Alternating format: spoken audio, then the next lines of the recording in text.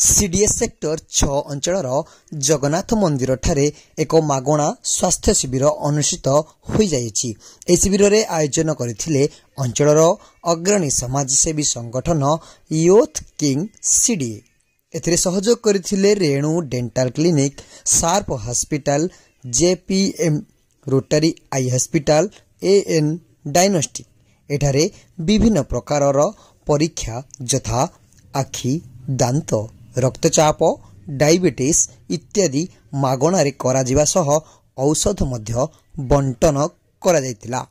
ए उत्सव रे जोग देइथिले बांकी विधायक देवी रंजन त्रिपाठी, कटक पार्वती विधायिका सोफिया फिरदोस, भारतीय जनता पार्टी कटक जिला सभापति ललाटेन्दु बड़ू, फिडर राष्ट्रीय उपसभापति doctor Prashant Kumar Das, Bharatiya Janata party ward सभापति इंग्रेज संदीप विश्वाल समस्त कार्यक्रम को सहयोग करथिले।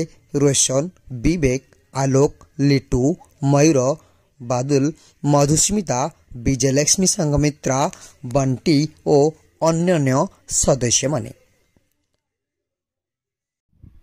कटकरू संदीप विश्वाल का रिपोर्ट, केबी न्यूज ओडिशा।